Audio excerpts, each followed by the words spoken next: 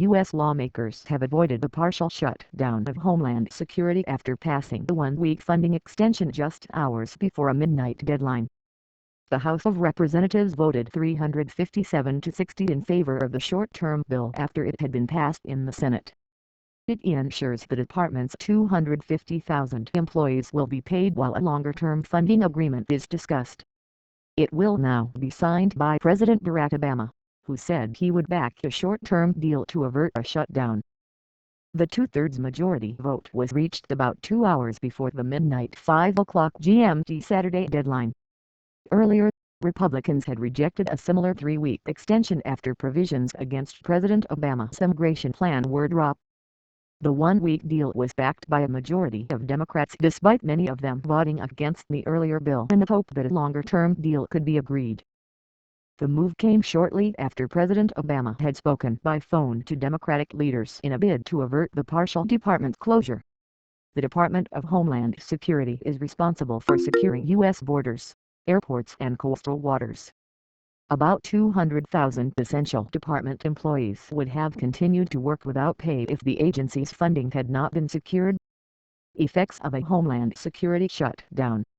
Airport security agents required to work without pay employers would not have the ability to use a program called E-Verify to check if new employees are authorized to work legally in the U.S. No grants made to local and state authorities, including for training and new equipment. Secret Service will not be able to hire agents to protect 2016 presidential candidates. Civil rights and civil liberties complaint lines and investigations will be shut down.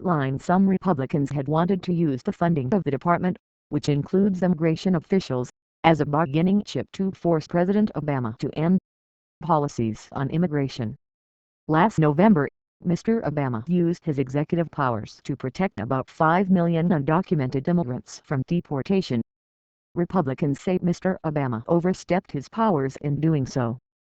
A separate ruling by a federal judge has blocked those policies from starting while a lawsuit by more than 24 states goes forward.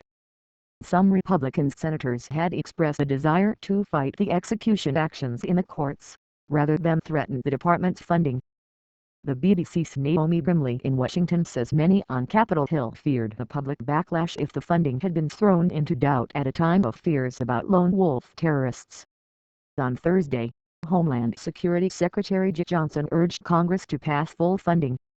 A short-term continuing resolution exacerbates the uncertainty for my workforce and puts us back in the same position, on the brink of a shutdown just days from now, Mr. Johnson said. Last week, the White House said Mr. Obama would prefer a full funding bill but would sign a short-term measure to prevent a shutdown.